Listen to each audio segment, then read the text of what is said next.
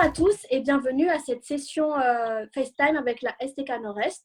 Sans plus tarder, nous vous laissons profiter de cette vidéo et voici la question que nous aimerions poser aux jeunes. On a donc récolté des témoignages auprès de nos jeunes et on peut lire dans la Bible, dans Galates chapitre 5, verset 22, que la patience est un des fruits de l'esprit. On leur a donc demandé comment, dans les temps d'attente et les moments durant lesquels leur confiance en Dieu est mise à l'épreuve, comment est-ce qu'ils exerçaient la patience. Mais avant de commencer, prions. Seigneur, merci de nous donner cette plateforme. Merci Seigneur pour ta grâce et ton amour. Et merci de nous permettre aujourd'hui de faire ce partage, Seigneur, pour nous édifier et édifier nos frères et sœurs, Seigneur. Merci car c'est toi qui nous as mis à cœur ce thème qui est la patience. Et Seigneur, nous te remettons, Seigneur, toute cette vidéo afin qu'elle puisse être édifiante pour chacun, afin que chacun puisse en recevoir quelque chose, Seigneur. Et vraiment, enseigne-nous la patience comme ton esprit nous le recommande, Seigneur. Et vraiment, nous te remettons tout ça entre tes mains. Et Seigneur, garde-nous de tout le mal, Seigneur. Vraiment, protège-nous, protège nos esprits et nos pensées de ce qui pourrait nous amener vers des choses qui ne sont pas dans ta volonté, Seigneur, que ce soit des choses que l'on pourrait penser, dire, Seigneur, ou faire. Et vraiment, Seigneur, nous avons foi que c'est toi qui va œuvrer à travers ce FaceTime, Seigneur. Et c'est en ton nom que nous prions. Amen. Bonne vidéo! Comment j'exerce ma patience durant les moments d'épreuve et d'attente? En faisant des confessions de foi et en se comportant comme si on a déjà obtenu ce qu'on demandait. C'est surtout pour éviter d'installer les doutes en soi.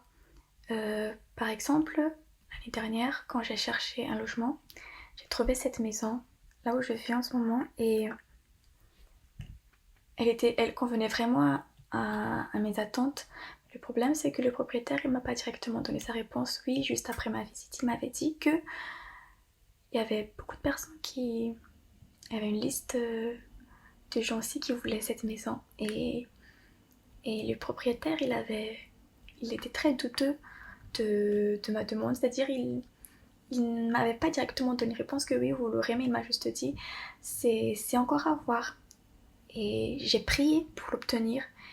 Et durant les moments d'attente, vraiment, je me comportais déjà comme si la maison était mienne en fait. Je faisais des confessions de foi comme quoi cette maison elle est à moi, cette maison, l'année prochaine je vivrai dans cette maison, moi et mon frère, on l'aura. Chaque soir je priais ça tout le temps et je m'imaginais déjà vivre dans la maison. J'avais pas de plan B comme quoi je vais chercher d'autres appartements au cas où je l'aurais pas cette maison. C'était comme si tu croyais pas en ta prière en fait si tu le faisais. Et finalement je l'ai obtenu. Alors, comment est-ce que j'ai exercé la patience dans ce confinement? Alors, j'ai pas mal vécu ce confinement, même si au début c'était un peu compliqué de savoir comment j'allais m'organiser pendant le confinement et après le confinement.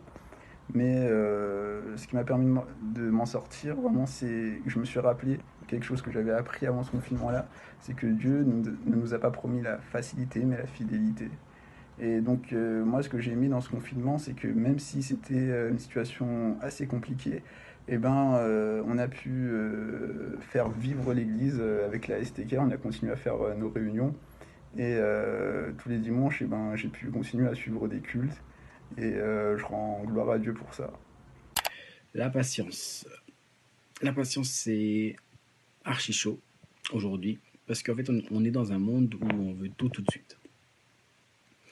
Et on veut tout de suite sans même travailler, sans même rien. On veut juste la récompense, c'est tout. Et du coup, moi, aujourd'hui, la réflexion qui m'a beaucoup aidé, c'est que je me suis dit, j'ai mis 9 mois pour sortir du ventre de ma maman. Et c'est parce que je devais, en fait, mettre 9 mois pour sortir du ventre de ma maman. Une personne n'est jamais sortie au bout d'1 mois, par exemple. Et en fait, du coup, moi, en tout cas, la réflexion que je souhaiterais partager, c'est tout simplement, arrête-toi là où tu es. Réfléchis sur qui tu veux être. Réfléchis sur ce que tu veux réellement faire. Et une fois que tu as ça, demande au Seigneur et il est juste magnifique Franchement, c'est juste, ce papa-là, il est génial. Du coup, pour répondre à cette question, je dirais que je commencerai par prendre du recul, méditer la parole de Dieu pour comprendre comment est-ce que Jésus, lui, il aurait agi à ma place, et également prier pour qu'il me révèle justement les raisons pour lesquelles est-ce que je suis dans cette attente-là encore. Peut-être que c'est pour me forger, peut-être que c'est pour me former, peut-être que c'est pour m'armer, parce que derrière l'acquisition de ce que je désire, il y a peut-être une épreuve encore plus grande. Donc voilà. Et comme exemple concret, moi j'avais vraiment du mal à pardonner des personnes. Et justement, c'est en remettant tout entre les mains de Dieu, en lui faisant confiance, qui m'a vraiment révélé comment est-ce que je peux pardonner. En fait, j'avais pas besoin d'attendre euh, que les gens viennent vers moi pour me demander pardon, pour pardonner. Il suffisait vraiment d'ouvrir son cœur et de voir ces personnes-là comme quoi ben, ce sont des hommes, des humains, et ils font des erreurs tout comme moi. Avant, quand je faisais face à une situation difficile, je déprimais facilement, j'abandonnais très vite, je perdais facilement mes moyens, je pouvais aussi passer des nuits et des jours à me morfondre. Et pendant le confinement, j'ai eu comme un réveil, une prise de conscience de mon identité en Jésus. Et ma perception et ma façon de gérer les épreuves ont complètement changé. Tout est parti de la réalisation de la valeur inestimable que j'avais aux yeux de Dieu. Alors, tous les jours, j'essaie de me rappeler de ça, de la valeur que j'ai pour celui qui m'a créé.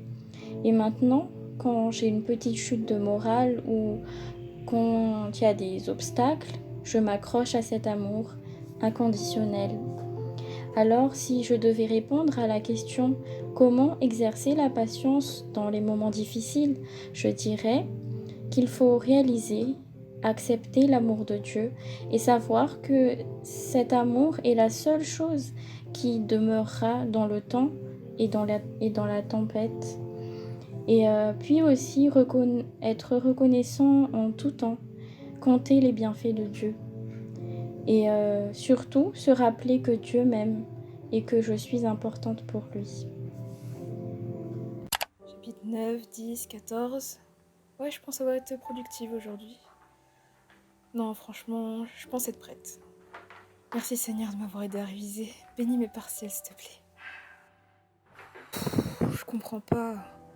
J'ai tout bien fait, Seigneur. Aucun des résultats que j'attendais maintenant. Comment c'est possible? En plus, j'ai bien prié, je comprends pas. Non mais c'est incroyable, qu'est-ce qui se passe? Seigneur, qu'est-ce que j'ai fait de mal pour que tout soit gâché? Je comprends vraiment rien. Je m'étais bien préparée. Ça devient fatigant, j'en peux plus. J'ai fait tout ce que je pouvais pour avoir les meilleurs résultats. Pourquoi est-ce que je suis encore une fois déçue là?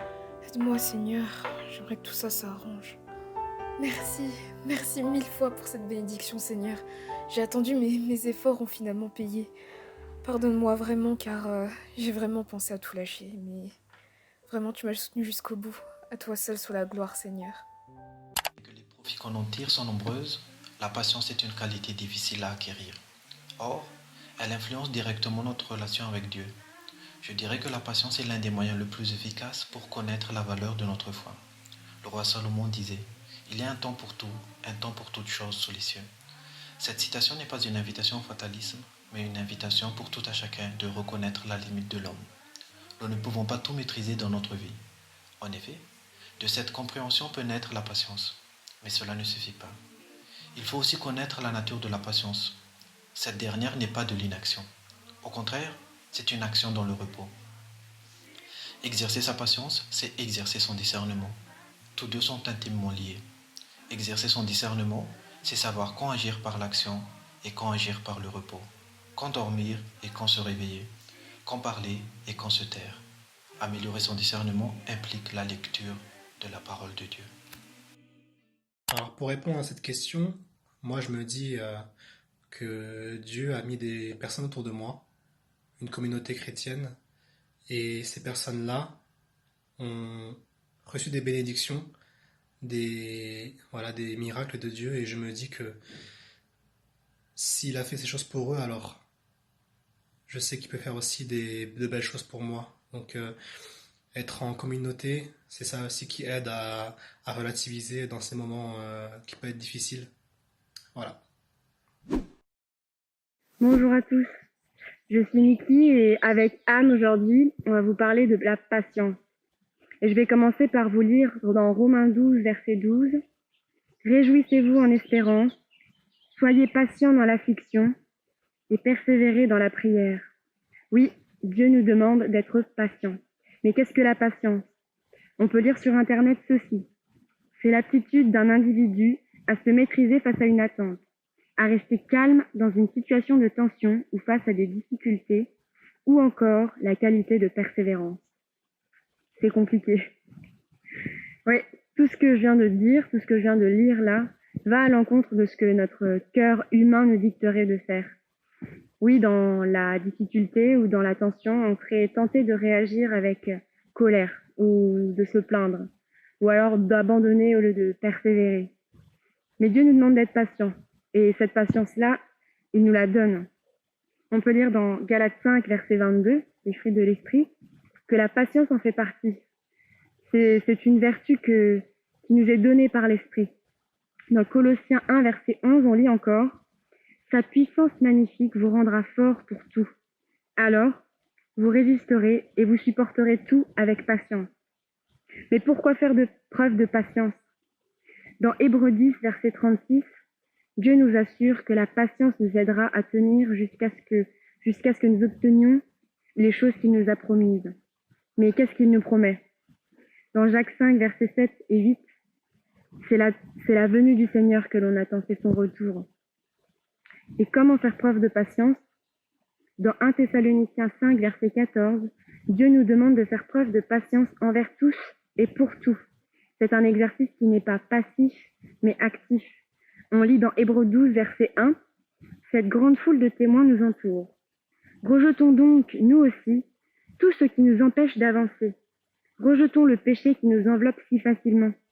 Courons jusqu'au bout la course qu'on nous propose. » Alors, être patient, ça ne veut pas dire attendre passivement. Être patient, si on regarde l'exemple d'Abraham, on se réfère à lui comme d'un homme de foi. Pourtant, dans un premier temps, il n'a pas été patient, dans le sens où la promesse de Dieu pour lui, c'était qu'il aurait une descendance aussi nombreuse que les étoiles dans le ciel. Il a essayé d'accomplir cette promesse de lui-même avec ses propres actions parce qu'il n'a pas été patient, parce qu'il a regardé aux circonstances. Et résultat, il a eu Ismaël et en fait, il n'a pas su gérer les conséquences en fait. Ensuite, il a dû attendre avant d'avoir Isaac, mais dans ce temps d'attente, il a cultivé sa foi et après avoir eu Isaac, il a été prêt à le sacrifier pour Dieu.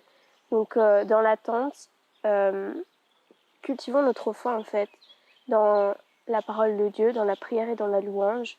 Et on va arriver à un niveau de foi où on sera prêt à tout sacrifier pour Dieu. Ensuite, les temps d'attente, en étant patient, c'est se discipliner. Se discipliner, ça veut dire se laisser transformer par Dieu. Mais pour ça, il faut savoir quelle est la volonté de Dieu et il faut vraiment être en contact avec Dieu. Donc pareil en fait, c'est vraiment passer du temps avec Dieu et être patient dans un temps d'attente, c'est aussi partager la bonne nouvelle. Dans Actes chapitre 1, en gros, il y a Jésus qui dit à ses disciples, c'est juste avant de monter au ciel, il dit que c'est pas à eux de savoir quand le moment sera fixé pour son retour, et ils n'ont pas à chercher, mais tout ce qu'ils ont à faire, c'est partager la bonne nouvelle jusqu'au bout du monde. Et voilà, soyons patients. Je vous invite à la prière. Seigneur Dieu, nous te remercions encore pour ce moment que tu nous as donné dans ta présence. Nous te rendons gloire pour tous ces jeunes à travers lesquels tu nous as parlé aujourd'hui. Pardonne-nous Seigneur si parfois nous manquons de foi. Tu nous rappelles encore que tu es fidèle et que tu fais toutes choses bonnes en ton temps. Et ton temps est parfait, Seigneur. Seigneur, je prie pour les personnes qui traversent peut-être en ce moment des temps d'attente, qui sont dans l'épreuve. Qu'ils sachent, Seigneur, qu'ils ne sont pas seuls. Que ton Saint-Esprit les guide, les relève durant ces moments difficiles. Je prie, Seigneur, que durant ces temps d'épreuve, que nous laissons de côté nos voix, qu'on se soumette entièrement à toi. Seigneur, je prie pour que dans les moments d'épreuve, nous saisissons ta main, que nous te laissons marcher devant nous. Parce qu'on te fait confiance, Seigneur. Nous avons confiance au plan parfait que tu as pour chacun d'entre nous. Et Seigneur, que ces moments-là ne nous découragent pas, mais que notre foi soit encore plus affermie, qu'on ait une foi inébranlable. C'est en ton nom que nous faisons cette prière. Amen. Hello! Cette semaine, la Conspi vous propose comme challenge d'exprimer à une personne ce pourquoi vous l'appréciez et ce pourquoi vous êtes reconnaissant que Dieu l'a mise dans votre vie. Ça peut prendre n'importe quelle forme, vous pouvez tout simplement l'appeler, lui envoyer un SMS, lui envoyer une petite lettre par la poste, ou vraiment faites parler votre imagination et votre art. Et en fait, ça va vous forcer à vous poser et à être reconnaissant pour les personnes que Dieu a mises dans votre vie. Et à dire des mots doux pour le cœur à certaines personnes qui en ont possiblement besoin. Voilà, c'est tout.